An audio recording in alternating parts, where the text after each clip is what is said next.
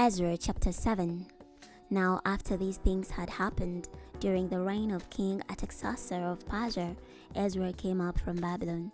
Ezra was the son of Seraiah, who was the son of Azariah, who was the son of Hilkiah, who was the son of Shallum, who was the son of Zadok, who was the son of Ahitub, who was the son of Amariah, who was the son of Azariah, who was the son of Meraioth, who was the son of Zerahiah, who was the son of Uzzi, who was the son of Bukki, who was the son of Abishua, who was the son of Phinehas, who was the son of Eleazar, who was the son of Aaron the chief priest. This Ezra is the one who came up from Babylon. He was a scribe who was skilled in the law of Moses, which the Lord God of Israel had given. The king supplied him with everything he requested, for the hand of the Lord his God was on him.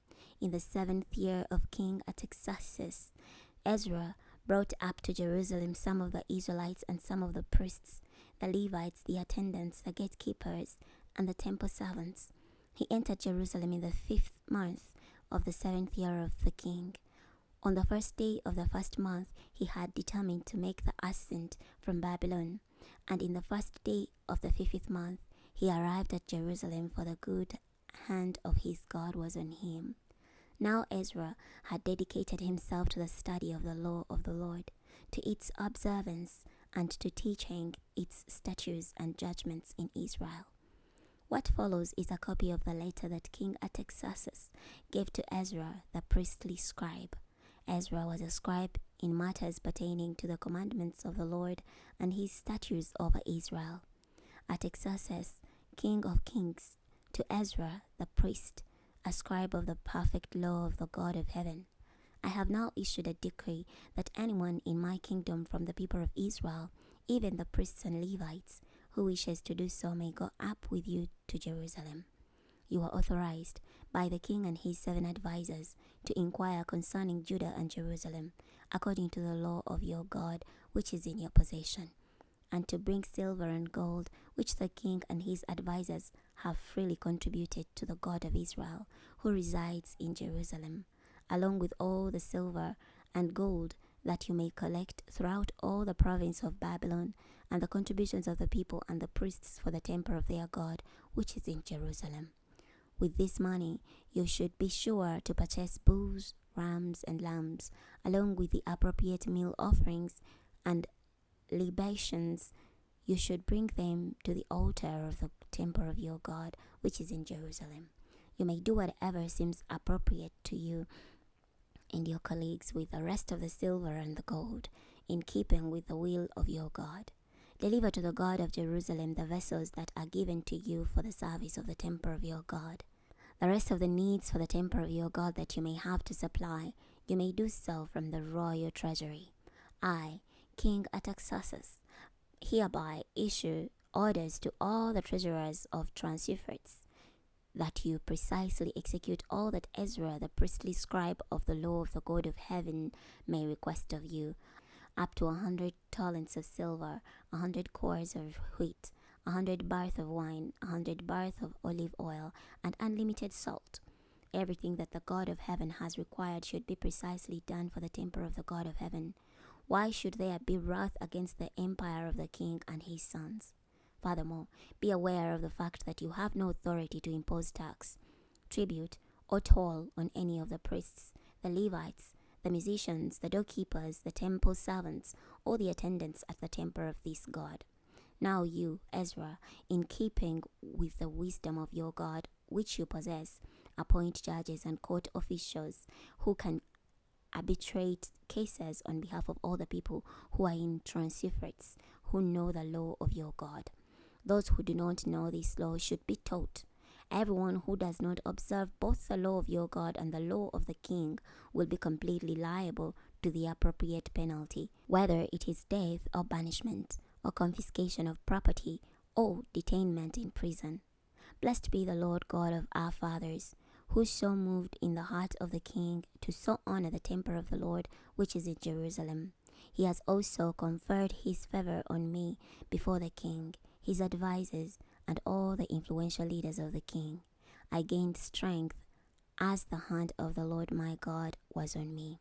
And I gathered leaders from Israel to go up with me. Chapter 8. These are the leaders and those enrolled with them by genealogy who were coming up with me from Babylon during the reign of King Artaxerxes. From the descendants of Phinehas, Gershom. From the descendants of Ithamar, Daniel. From the descendants of David, Hattush, the son of Shechaniah. From the descendants of Parosh, Zechariah. And with him were enrolled by genealogy 150 men. From the descendants of Pahath-Moab, Eliehoenai son of Zerahiah, and with him 200 men. From the descendants of Zattu, Shechaniah son of Jehaziel, and with him 300 men. From the descendants of Adin, Ebed son of Jonathan, and with him 50 men. From the descendants of Elam, Jeshaiah son of Athaliah, and with him 70 men. From the descendants of Shephatiah, Zebadiah son of Michael, and with him 80 men. From the descendants of Joab, Obadiah son of Jehiel, and with him 218 men. From the descendants of Bani, Shelomith son of Jesipiel, and with him 160 men. From the descendants of Bebai, Zechariah son of Bebai, and with him 28 men. From the descendants of Azigad, Johanan son of Hakatan, and with him 110 men. From the descendants of Adonikam, there were the later ones. Their names were Eliphelet, Joel, and Shemiah, and with them 60 men. From the descendants of Bigvai, Uzzi, and Zachar, and with them 70 men.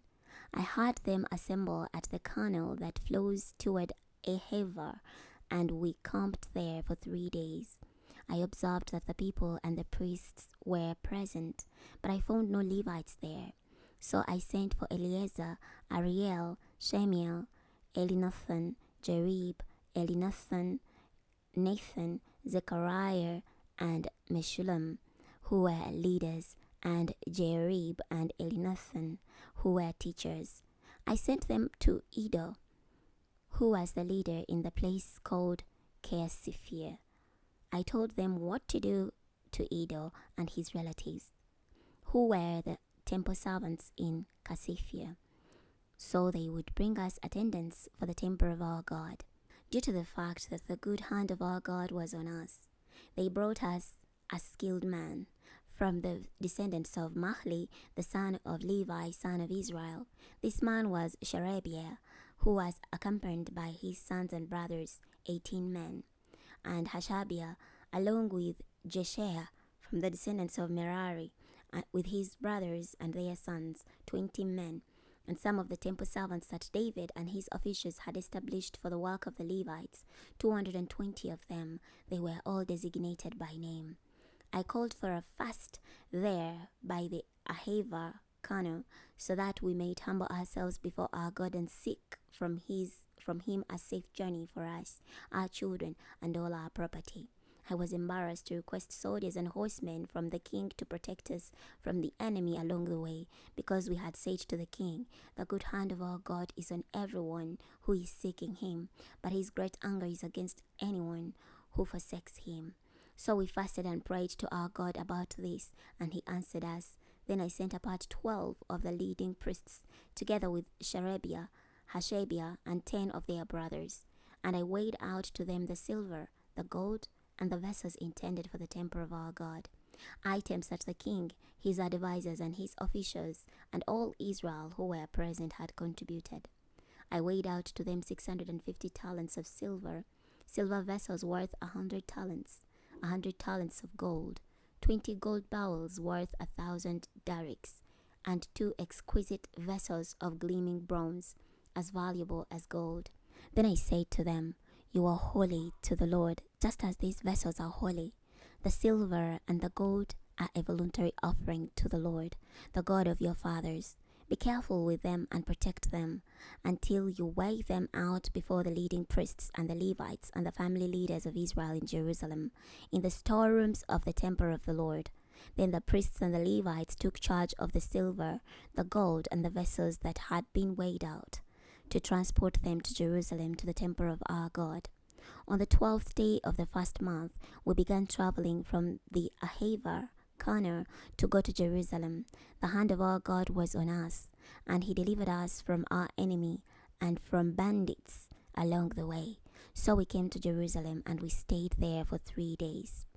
On the 4th day, we weighed out the silver, the gold, and the vessels in the house of our God into the care of Meraioth, son of Uriah the priest, and Eleazar, son of Phinehas, who were accompanied by Jozabad, son of Jeshua, and Neadiah, son of Binnui, who were Levites. Everything was verified by number and by weight, and the total weight was written down at that time. The exiles who were returning from the captivity offered burnt offerings to the God of Israel, 12 bulls for all Israel, 96 rams, 77 male lambs, along with 12 male goats as a sin offering. All this was a burnt offering to the Lord. Then they presented the decrees of the king to the king's satraps and to the governors of Transyphrates, who gave help to the people and to the temple of God. We're stopping here today. Next time we're going to be starting from Ezra chapter 9. I'll see you then.